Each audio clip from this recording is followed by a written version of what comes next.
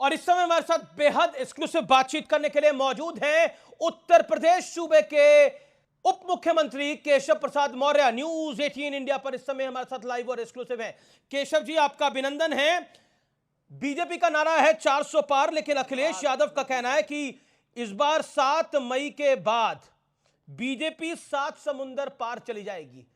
चार हार का चौका लगा चुके श्री अखिलेश यादव जी को यह अहंकार पूर्ण जो भाषा है, सपा इस बार शून्य पर आउट हो जाएगी। उत्तर प्रदेश में खाता नहीं खुलेगा, देश में किसी दूसरे राज्य में उनका वजूद नहीं है।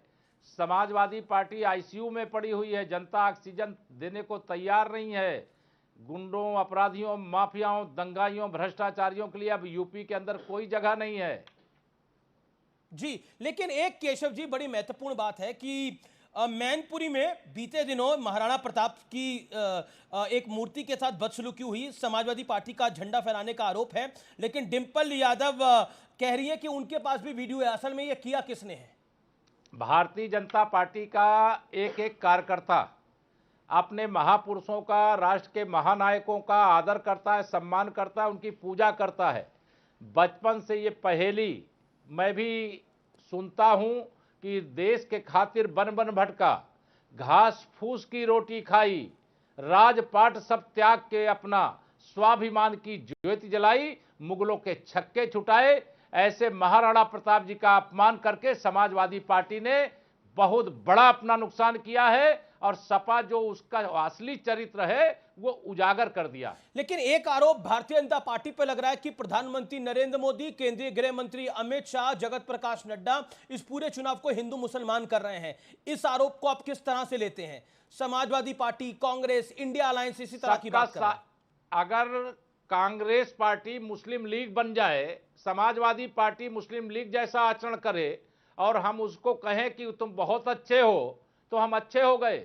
अगर पाकिस्तान का कोई नेता श्री राहुल गांधी जी का स्टार प्रचारक बन जाए और कर्नाटक के अंदर ओबीसी का आरक्षण छीन करके मुसलमानों को दे दिया जाए, उस पर हम चुप रहें तो हम सही हैं। यह कांग्रेस की नीति ऐसी रही है कि इसी कांग्रेस पार्टी ने अलग पाकिस्तान केवल कुर्सी के लिए बनवाया और जम्मू कश्मीर का एक हिस्सा पाकिस्तान के कब्जे में दे दिया। जो हमारे सैनिकों का बलिदान हुआ, नागरिकों का बलिदान हुआ, काश्मीरी पंडितों का कांग्रेस कह रही है, लेकिन केशव जी, लेकिन कांग्रेस कह रही है कि हमारे मैनिफेस्टो के अंदर मुसलमानों को हम सब कुछ दे देंगे। ऐसा कुछ है ही नहीं जो हम पे आरोप लगाया जा रहा है। ये कर्नाटक मॉडल क्या है? कर्नाटक पे जवाब दे, कांग्रेस की सरकार कर्नाटक में है। कर्नाटक में ओबीसी का आरक्षण छीनने के लिए वो बताए मुसलमानों को दिया कि नहीं दिया। और कांग्रेस के दिमाग में जो जहर भर रहा है जी, जो वोट बैंक खड़ा करने के लिए, उनको मालूम है कि ओबीसी वोट बैंक उनको छोड़ के जा चुका है। वो माननीय नरेंद्र मोदी जी को तीसरी बार प्रधानमंत्री बनाने जा रहा है, इसलिए यह वह वोट बैंक जुटा रहे हैं जिससे इनको लगता है कि शायद इनका अस्तित्व बच पाएगा। लेकिन श्री राहुल गांधी जी और कांग्रेस पार्टी का राजनीतिक भविष्य और अस्तित्व या दोनों संकट में है। लेकिन अमेठी को लेकर बात करनी जरूरी है। कांग्रेस का कहना है कि स्मृति ईरानी इतनी महत्वपूर्ण नहीं है कि उनके सामने राहुल गांधी लड़े, इसलिए केएल शर्मा को मैदान में उतारा है। और वो कह रहे हैं कि केएल शर्मा इस बार एक सामान्य कार्यकर्ता कांग्रेस पार्टी का आएगा और स्मृति ईरानी और भारतीय जनता पार्टी का झंडा वहां से उखाड़ फेंकेगा। 2019 में क्या श्री राहुल गांधी जी का रोबोट लड़ने आया था जो बहन स्मृति ईरानी जी से हार करके गए थे और 2024 में छोड़ करके अमेठी भाग गए। अब रायबरेली छोड़ करके 2024 में हारने के बाद रायबरेली छोड़ करके भागेंगे। भारतीय जनता पार्टी का कमल अमेठी में भी खिल रहा है, रायबरेली में भी खिल रहा है। यूपी की 80-80 सीटें जितनी है सब में भारतीय जनता पार्टी गठबंधन जीत रहा है जी। लेकिन जब हम आज हम केशव जी जब हम आज बात कर रहे हैं तो कांग्रेस पार्टी ने एक बहुत बड़ा गंभीर आरोप भारतीय जनता पार्टी पर लगाया है, उत्तर प्रदेश की बीजेपी पर, कि अमेठी में बीजेपी के गुंडों ने कांग्रेस दफ्तर के बाहर उनकी गाड़ियों के साथ तोड़फोड़ करी है। गुंडों की पार्टी के साथ समझौता कांग्रेस पार्टी ने किया है। आरोप भारतीय जनता पार्टी पे लगाने का काम कर रहे हैं, लेकिन इनके आरोप की हवा निकल चुकी है। आरोप लगाने का जो फार्मूला इन्होंने इजाद किया है वो 4 जून के लिए सुरक्षित रखें, क्योंकि 4 जून को 4 बजे 400 पार, फिर एक बार प्रचंड बहुमत नहीं, की वो 4 जून मोदी को आपका सरकार नारा बनने है जा रही 400 पार होगा, लेकिन मेरा सवाल है क्या अमेठी में जो कांग्रेस की दफ्तर के बाहर गाड़ियों के साथ तोड़फोड़ हुआ है भाजपा उसमें, गुंडागर्दी नहीं करती अमित जी। पर वो कैसे हो गए? पर लॉ एंड ऑर्डर तो गुंडागर्दी बीजेपी नहीं के हाथ करती में है ना। गुंडों के खिलाफ लेकिन कार्रवाई लेकिन करती है। केशव जी, मेरा सवाल यह है कि लॉ एंड ऑर्डर तो बीजेपी के हाथ में है ना, तो मुख्यमंत्री गृह मंत्री है कोई वहां लॉ के एंड योगी ऑर्डर को आदित्यनाथ। हाथ में ले, कोई भी कानून व्यवस्था से खिलवाड़ करेगा तो उत्तर प्रदेश में कानून व्यवस्था के साथ खिलवाड़ करने वालों के खिलाफ कानून कड़ाई से निपटता है।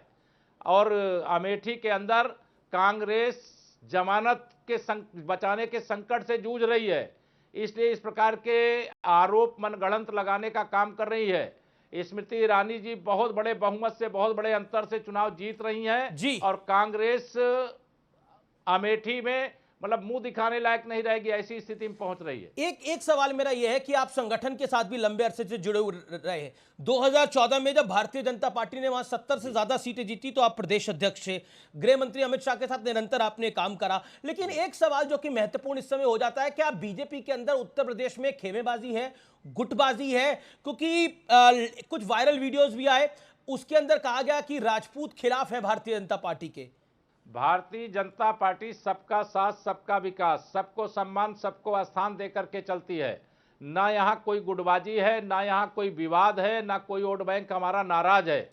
ये विपक्ष जो मुद्दा विहीन है, नेता विहीन है, नीयत जिसकी ठीक नहीं है, वो इस प्रकार के योजनाबद्ध तरीके से मुद्दे जनरेट करने का असफल प्रयास कर रहा है। जबकि उसको जब 4 जून आएगा, वोट की गिनती होगी, तो उसे लगेगा कि खोदा पहाड़ निकला चूहिया। उसने अफवाह तो बहुत फैलाई, लेकिन प्रचार तो बहुत किया, लेकिन मिला कुछ भी नहीं उसके बदले में। लेकिन एक पहले कसाब को लेकर कांग्रेस के महाराष्ट्र के नेता ने एक बयान दिया, और अब पुंछ में जो आतंकी हमला हुआ है उसको लेकर फॉर्मर पंजाब के सीएम चरणजीत चन्नी और कांग्रेस पार्टी के वरिष्ठ नेता उन्होंने बोला चुनावी फायदे के लिए ये एक स्टंट बताया है। और फारूक अब्दुल्ला ने बोला है कि पाकिस्तान ने भी चूड़ियां नहीं पहनी है, उनके पास भी परमाणु बम है। इनको आप किस तरह से लेते हैं? इतनी घटिया, इतनी निंदनीय, इतनी बेहुदा टिप्पणी कोई नहीं हो सकती। देश के सेना के जवानों के काफिले पर हमला हो और एक जवान बलिदान हो जाए, और पाकिस्तान के प्रधानमंत्री की तरह यहां बयान दे रहे हैं। अब वह भारत नहीं है, ये प्रधानमंत्री नरेंद्र मोदी जी के नेतृत्व वाला भारत है।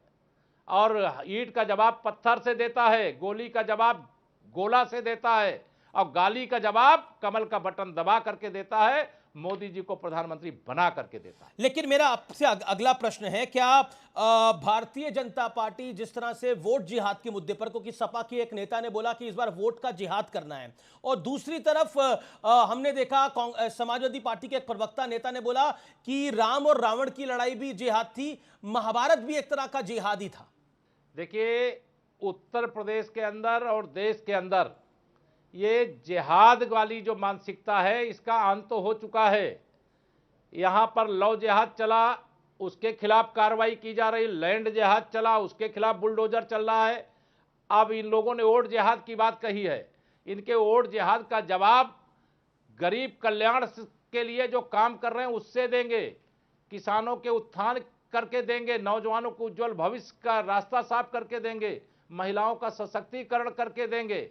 ये जिहाद नहीं चलेगा, जिहादी मानसिकता नहीं चलेगी, और जिहादी मानसिकता के जहर को निकाल फेंकने के लिए कृतसंकल्प हैं। आपको याद होगा अमित जी, 2014 के लोकसभा चुनाव से पहले यही सारे नेता जो इस प्रकार की टिप्पणी कर रहे हैं, यह मंदिर नहीं जाते थे, तिलक नहीं लगाते थे, रोजा अवतार की पार्टी के अलावा कहीं यह सब दिखाई नहीं देते थे। लेकिन आज इनको सबको मंदिर भी जाना पड़ रहा है, शीश भी झुकाना पड़ रहा है, क्योंकि देश की जनता ने कमल खिला दिया, मोदी जी को पीएम बना दिया, और तीसरी बार प्रधानमंत्री बनाने जा रही देश की जनता। लेकिन आप तीसरी बार प्रधानमंत्री नरेंद्र मोदी बनने जा रहे हैं। प्रतापगढ़ में आपकी एक सभा थी और आपने उसके अंदर कहा कि गड़बड़ी हो रही है और चुनाव बाद उनको देख लेंगे। आपका इशारा किस और था केशव जी?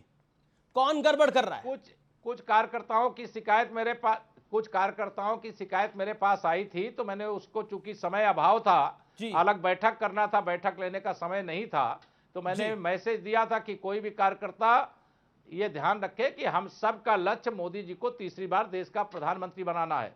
देश के उत्थान के लिए, देश के विकास के लिए, गरीबों के कल्याण के लिए मोदी जी का तीसरी बार प्रधानमंत्री बनना और बड़े बड़े मुद्दे हैं। उत्तर प्रदेश जिन का मुद्दों नंबर, को अभी उत्तर पूरा प्रदेश करना का है, नंबर क्या आपको लगता है?